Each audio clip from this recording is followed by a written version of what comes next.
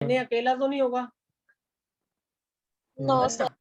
Na और Cl दोनों इकट्ठा होते हैं। ठीक है, जब हम इसका मास लिखेंगे, आपको पूछा जाए कि NaCl का आप ये कंपाउंड है जी, आयनिक कंपाउंड है, आप इसका मोलर मास या मॉलिक्यूलर मास बताइए, तो आप लिखोगे इसका मास कितना होगा?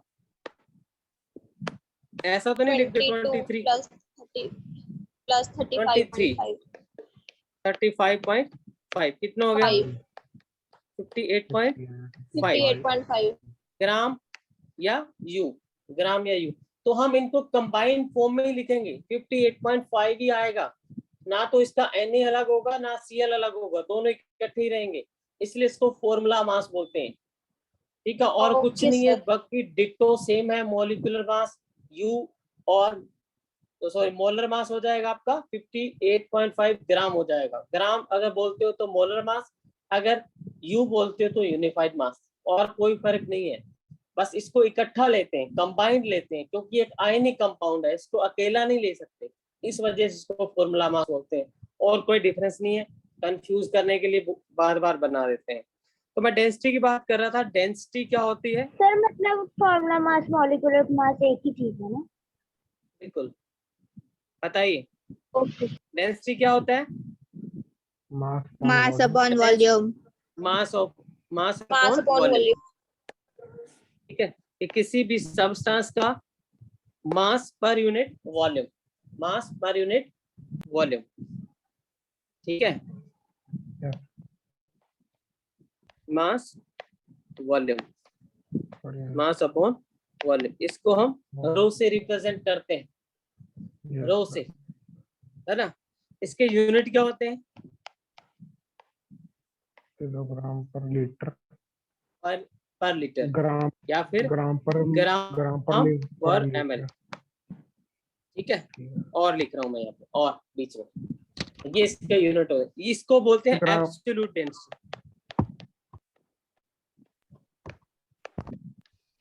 तो स्पेसिफिक ग्रेविटी भी यही होती है? नहीं नहीं,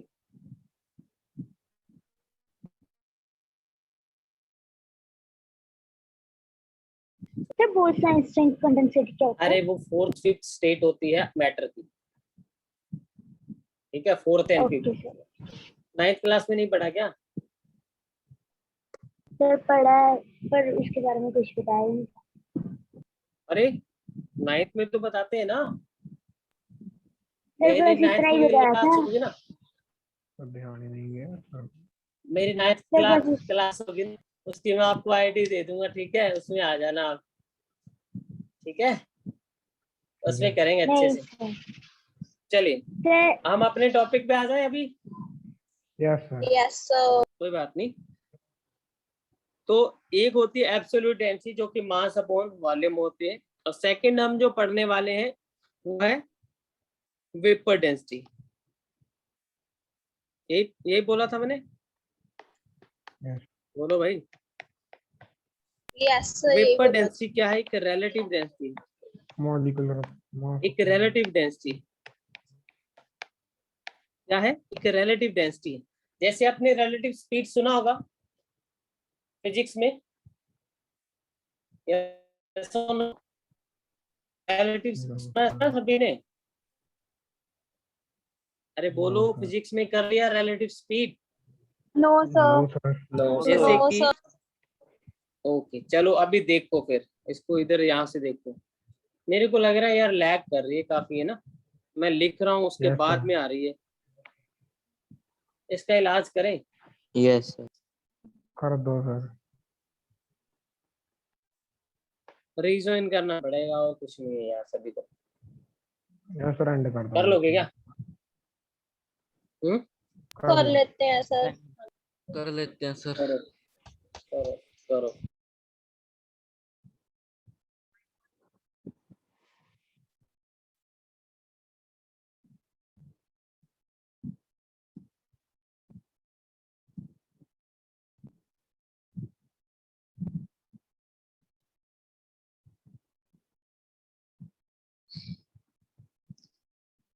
अभी ठीक है? Yes sir. Hello yes student. Sir. Yes sir. अब ठीक है।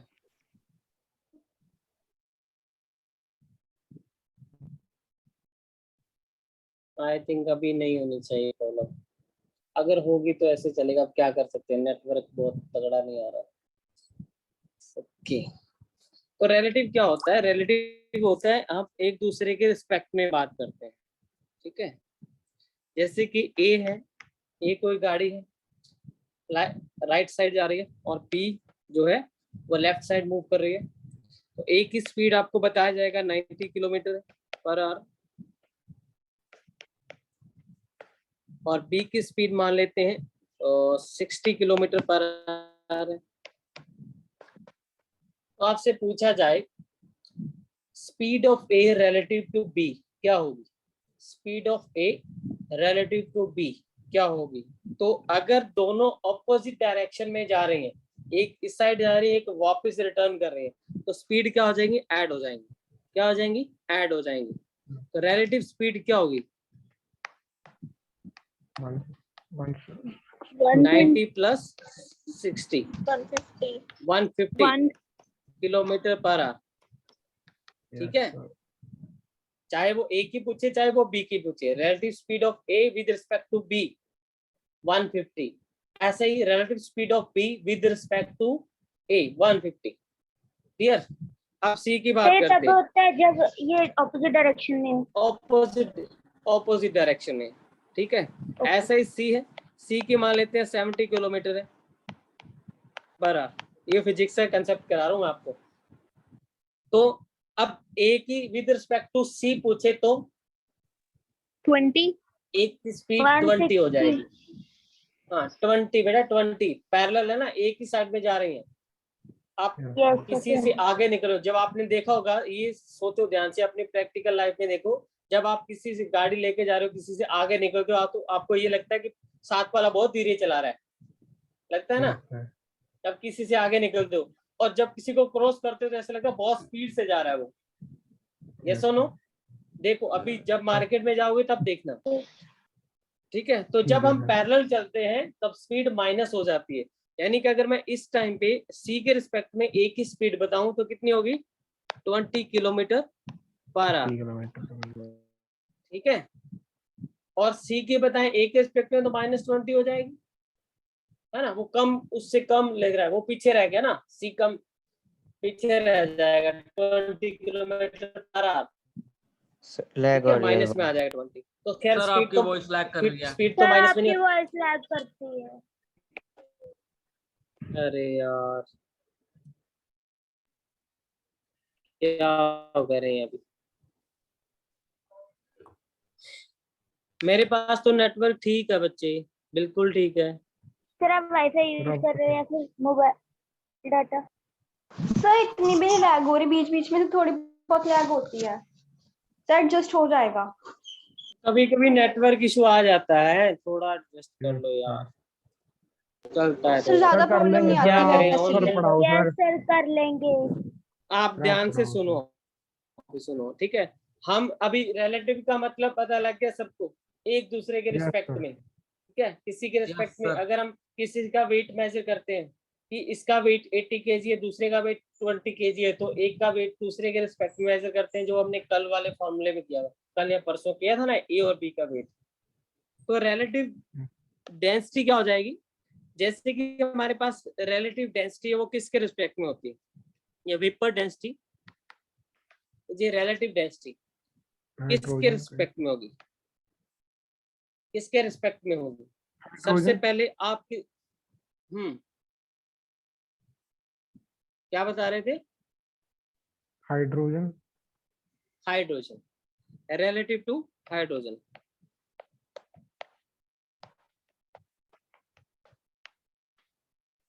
ठीक है। रिलेटिव, ये क्वेश्चंस बेटे नीट जेई में आया हुआ है। वेपर डेंसिटी किसके रिलेटिव होती है? हाइड्रोजन, क्योंकि लाइटेस्ट गैस है, काफी अवेलेबल है, इस वजह से। अब आप किसकी वेपर डेंसिटी निकालना चाहते हो? से आपने डेंसिटी निकालना है कार्बन डाइऑक्साइड की, तो वेपर डेंसिटी ऑफ CO2 क्या हो जाएगी? Density of CO2 divided by density of hydrogen,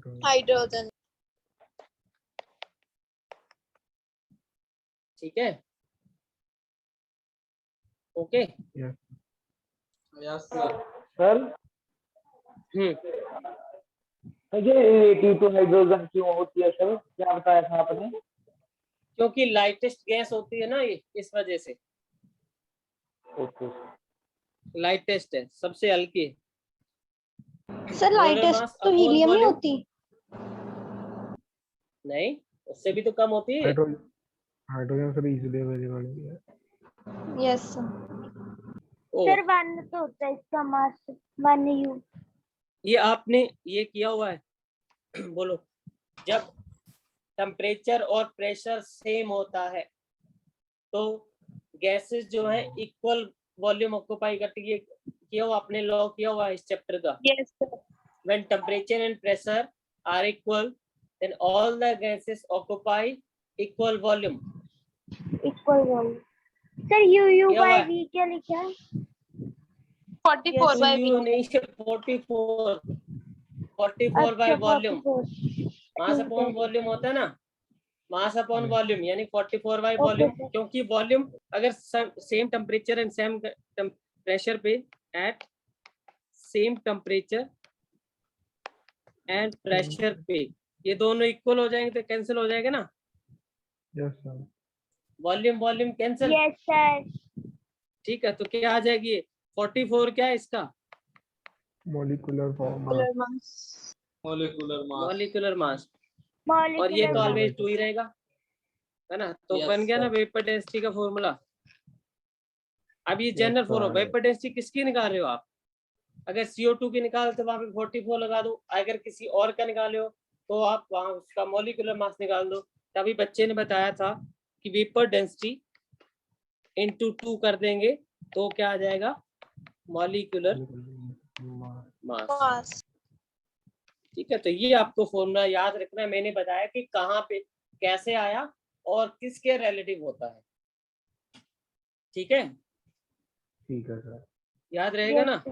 yes sir. Yes तो ये हमारे पास एक empirical formula, molecular formula, vapour density, इन तीनों को मिला के न्यूमेरिकल आते हैं, इसलिए मैंने करवाया है ये।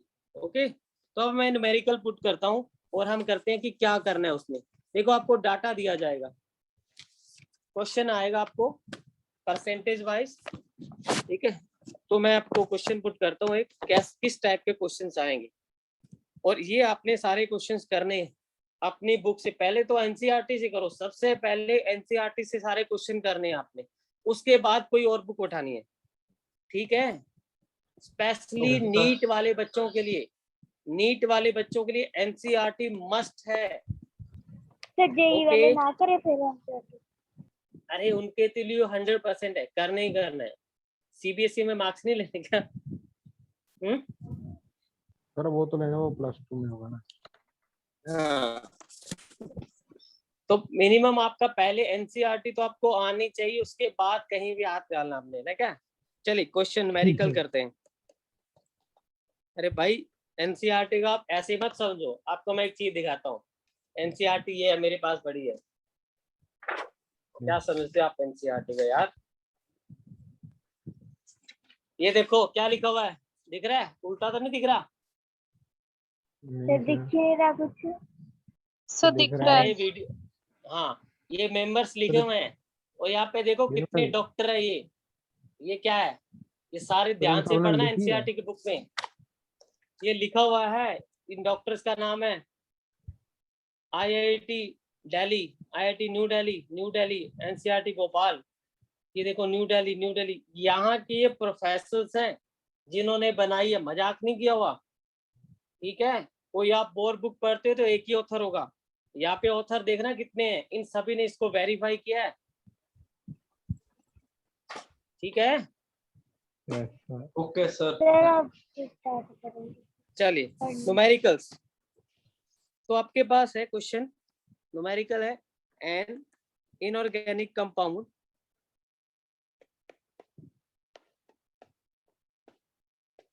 साल्ट। सर हमें हॉलीडेज होंगी, किस बात की? Summer holidays. हो गई, वो खत्म हो गई, आपको पता सर ही हमें तो लगा। हुई। हमारा तो चला गया सर। जो साइंस के बच्चे होते हैं उनके लिए हॉलीडेज होती नहीं है, यस सर। ठीक है। यस मैं तो आपकी संडे की छुट्टी बंद कर दूं अगर मेरे पास हो तो। नहीं नहीं सर। सर संडा को सर तक का हो नो सर तक्का नहीं कर दे ਆਪਾਂ ਤਾਂ ਹੀ तो कह रहे हैं सर धक्का नहीं एनसीईआरटी करेंगे। स्टार्ट भी नहीं की पढ़नी तो थोड़ी बहुत ही कर लेंगे। क्वेश्चन न्यूमेरिकल कर लो ना। चलिए तो ये है आपके पास, इसमें सोडियम की परसेंटेज, सल्फर की परसेंटेज और ऑक्सीजन की परसेंटेज, ठीक है। आपको क्या करना है, कैलकुलेट द एम्पिरिकल फॉर्मूला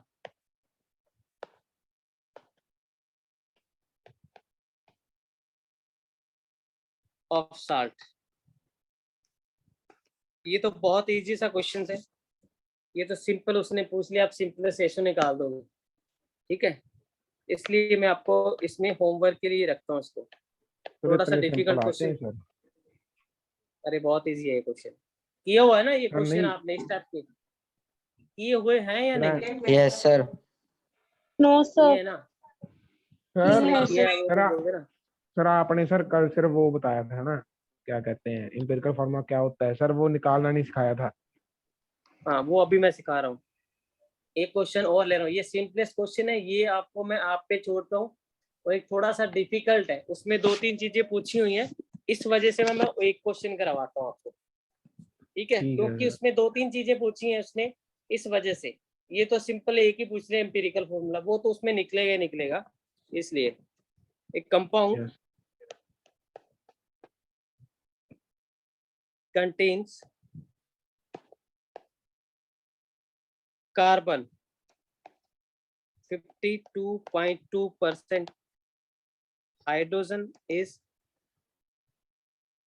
और कहाँ पे, सॉरी कार्बन की परसेंटेज ये नहीं है, carbon is 26.59% and hydrogen is 2.22% and oxygen is 71.19%. Its vapor density is 45. अच्छा एक बात और बताओ मेरे को सारे बच्चे ध्यान से, वेपर डेंसिटी का यूनिट क्या होगा, सोच के बताओ। यहाँ पे मैं स्पीच छोड़ रहा हूँ, सारे बच्चे बताएंगे। ग्राम। No unit. ग्राम So no unit. क्यों? Sir, क्योंकि density ratio सर है, ग्राम। क्योंकि रेशियो है। नो यूनिट, ठीक है, इसका कोई यूनिट नहीं होता, एक रेशियो है, रिलेटिव का कोई यूनिट नहीं, ऊपर भी डेंसिटी नीचे डेंसिटी, डेंसर डेंसिटी डेंसर, खत्म, ठीक है। Calculate molecular formula and molecular mass of the compound. Sir options दोगे? ऑप्शन वाला नहीं है ये, ऑप्शन वाला नहीं है मेरे पास क्वेश्चन, मैंने इसको सीधा कहीं से डाटा उठाया है, ठीक है। The compound contains carbon is 21.59%, sir by mass. Hydrogen नहीं परसेंटेज, हाँ बाय मास ही होगा ये, बाय मास, ठीक है। तो आपने इसका एम्पिरिकल फॉर्मूला निकालोगे, इसने बताया ही नहीं, अभी आपको कैसे पता लगेगा कि एम्पिरिकल फॉर्मूला हमें निकालना है, ठीक है। सर मॉलिक्यूलर ऊपर करना फॉर्मूला है, एक निकालना है, सेकंड। पहले मॉलिक्यूलर फॉर्मूला निकालना है और मॉलिक्यूलर मास भी निकालना है, वेपर डेंसिटी गिवन है, तो हमारे पास एक ऑप्शन बचता है, पहले एम्पिरिकल फॉर्मूला निकालें, फिर एन की वैल्यू फाइंड करें, फिर एम्पिरिकल फार्मूला के साथ एन की वैल्यू को मल्टीप्लाई करें और उसके बाद molecular formula and molecular mass निकालें। तो 3-4 चीजें हैं इसमें, पहले वाले में तो जस्ट एम्पिरिकल फॉर्मूला था, इसलिए मैंने उसको आपके लीव कर दिया। करें इसको स्टार्ट, कैसे करना है ध्यान से सुनो, जिन बच्चों ने किया हुआ है वेल एंड गुड, जिन्होंने नहीं किया हो ध्यान से सुनेंगे अभी, ओके सर। ठीक है। तो सबसे पहले आपने टेबल बनाना है इसका एम्पिरिकल फॉर्मूला निकालने के लिए। तो फर्स्ट आप लिखिए, सीरियल नंबर लिख लो, सर डन। उसके बाद आप एलिमेंट लिख लो,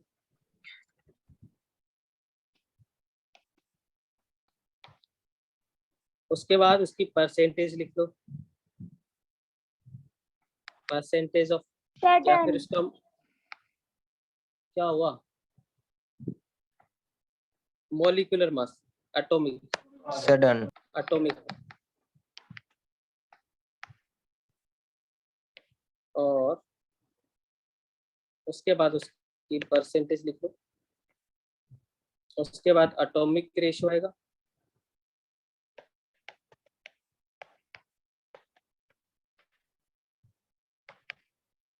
उसके बाद उसका एम्पिरिकल यानी कि सिंपलेस्ट रेशियो आ जाएगा। हो गया। First carbon, second hydrogen, third is oxygen. Atomic mass of carbon is 12, 12, hydrogen 1, oxygen 16%।